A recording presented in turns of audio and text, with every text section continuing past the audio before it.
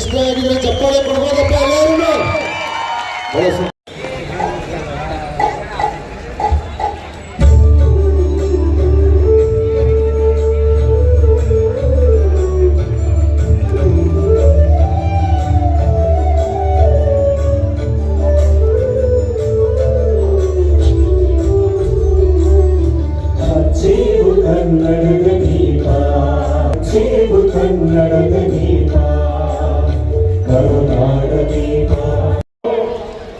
ತಮ್ಮ ಮಾತೃಭಾಷೆ ಬೇರೆ ಇದ್ರೂ ಕೂಡ ಇಡೀ ಜೀವನನ ಕನ್ನಡಕ್ಕೆ ಮುಡಿಪಿಟ್ಟಿದ್ದಾರೆ. ಅದು ನಿಜವಾಗ್ಲೂ ಖುಷಿ ತರಂತ ವಿಚಾರ. ಬಂಧುಗಳೇ, ಇವತ್ತು ನಮ್ಮ ಕರ್ನಾಟಕ ನಮ್ಮ ನಾಡು ಅಂತ ಹೇಳಿದ್ರೆ ಇಡೀ ಭಾರತ ದೇಶದ ಹೆಮ್ಮೆಯ ನಾಡು ಅದು ಕನ್ನಡ ನಾಡು, ಕರ್ನಾಟಕ.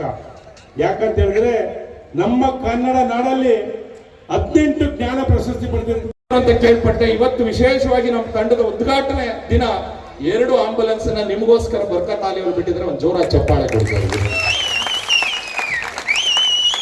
ಎಲ್ಲರೂ ನಾವು ಏನು ಹೇಳ್ತೀವಿ ಅಂತಂದ್ರೆ ನೋಡಿ, ಎಷ್ಟು ಮಾನವೀಯತೆ ಇದೆ ನಮ್ಮಲ್ಲಿ.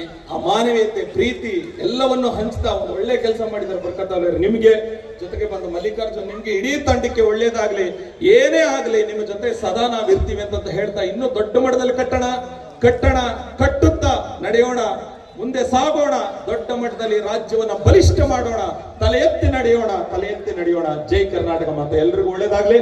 ಜೈ ಜೈ ಜೈ. ನಮಸ್ಕಾರ.